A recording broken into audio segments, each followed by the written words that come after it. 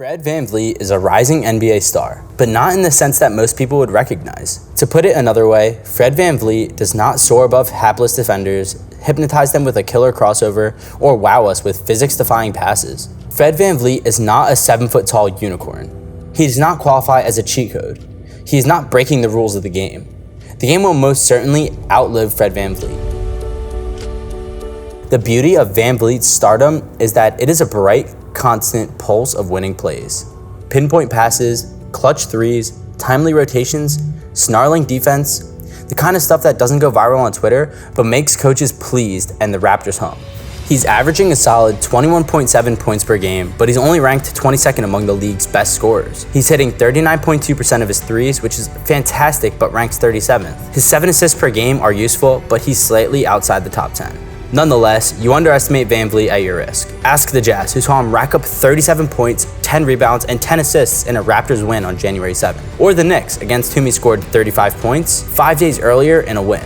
Or you could ask the Sixers, who were defeated by a VanVleet dagger with 24 seconds remaining in a Raptors victory on November 11th. Or ask the East-leading Heat, who fell in triple overtime to the Raptors on Saturday night.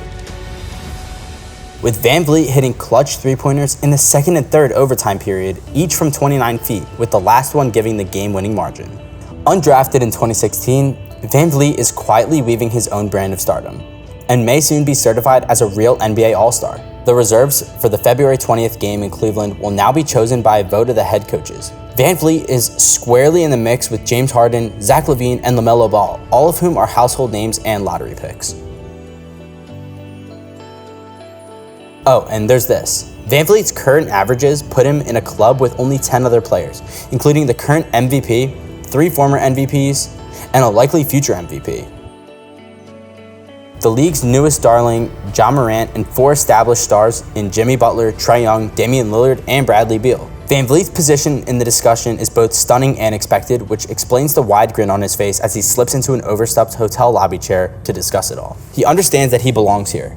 He understands that he's earned it. And he's well aware that this doesn't fit the part, and he's proud of it. His swagger balanced by his humility. It's a good list, VanVleet replies, still a smile on his face. That seems about right to me. That sounds about perfect for where I belong. I just try to work hard, be humble, go out there and put it all on the line for the team every night, and whatever comes my way after that, I'll take.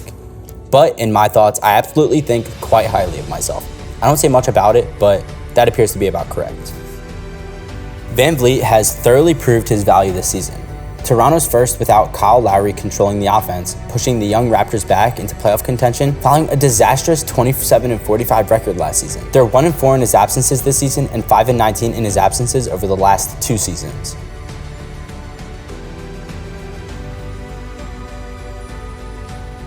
VanVleet's meteoric climb is impressive in the abstract. In this competition, players with a modest physical profile rarely become stars. What about undrafted players? Nearly never. Only 5 of the 438 players designated an All-Star were undrafted, which were Connie Hawkins and Moses Malone. Brad Miller, John Starks, as well as Ben Wallace. Wallace hasn't played in an All-Star game in 16 years though. Nonetheless, clues of VanVleet's emergence have been present all along. His devotion, attention, and slow, systematic progress. For the past 6 years, he has improved in every significant statistical area every season. He's long fit the first to the gym, last to leave profile that coaches and his teammates admire. No one could have predicted this, but they did see something right away. He's never satisfied with nothing. DeMar DeRozan, VanVleet's teammate for the 2-season adds, he's walked around as if he's got the biggest chip on his shoulder. He carried himself as if he were 6'8", and Freddie, however, how tall he is, 5'8", whatever he is, DeRozan chuckles. That's the kind of heart he has, so it's not surprising. I'm not only a friend of his, I'm also one of his biggest fans. I enjoy seeing him compete, and I believe he should be an all-star. DeRozan remembers watching VanVleet rip through the competition for Toronto's G League squad before turning around and playing for the Raptors, and compete like he belonged. In scrimmages, he recalls going head-to-head and sometimes jaw-to-jaw with star point guard Kyle Lowry. He's never backed down, says Norman Powell, who played for VanVleet for 4.5 seasons. There would have been some squabbles back and forth with Kyle, and it was just fun to see his competitive drive. That, I believe, is what made his and Kyle's friendship so special. He recognized the pit bull and the undersized dog mindset that Kyle brought to the table. He can do what Kyle does.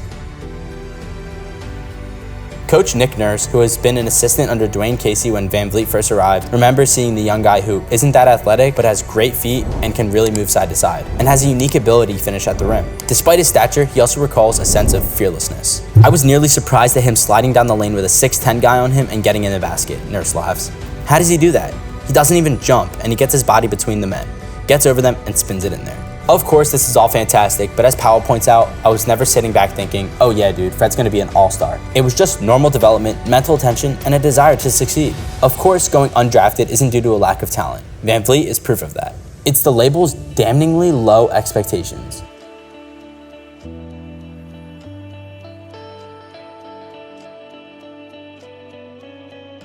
Lottery winners receive a lot of attention and early possibilities. Lower first-round picks get some playing time as well. But because the team wants to see a return of investment and prove they made the right choice, no one's career is dependent for the undrafted player. Now, I'm the guy over on the side shooting by myself, Vanvleet explains.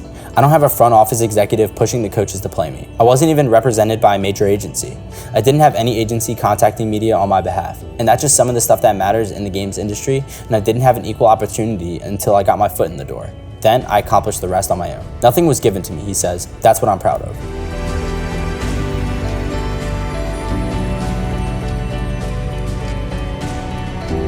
So much of a player's progress is subtle, in the form of little tweaks and additions to their repertory. At Lowry's urging, Vanvleet first shifted his game from the mid-range to the three-point line, and after perfecting that shot to his left, it was time to work on making them go right. Then it was time to shoot deeper threes. Vanvleet achieved stardom in the 2019 finals, scoring 22 points in the title-clinching Game 6 victory over the Warriors. That series, however, belonged primarily to Kawhi Leonard, Pascal Siakam, and Kyle Lowry.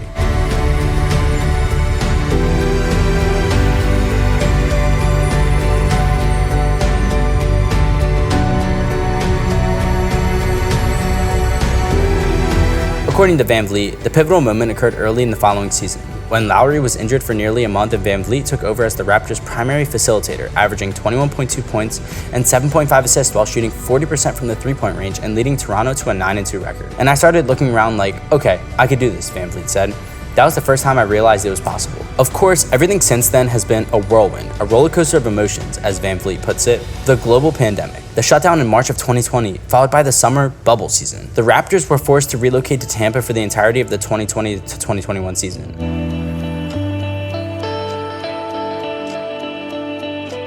All of the Raptors' key veterans have left, beginning with Leonard and progressing to Marc Gasol, Serge Ibaka, and finally, Kyle Lowry last summer. Vanvleet has been the lone contestant. We've kind of seen and done everything, he says. Something happened to the entire world. Many people were killed, and we were obviously relocated to a different city, which was very strange. It's all been a hell of an experience, but I simply try to focus on what's in front of me and enjoy my work. The Raptors have returned to Toronto, but the arena has been devoid of people due to a government edict. They're the only team in the NBA that still plays their home games in an empty stadium. Tampa was better, in my opinion, than what we're doing now. We have an incredible home court advantage, an incredible fan base, and not being able to play in front of those fans sucks, he concludes.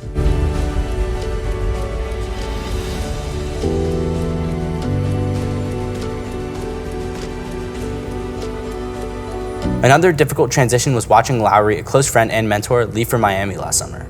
But it's fair to say that Lowry's absence is now important to Vanvleet's progress, as his presence was 5 years ago.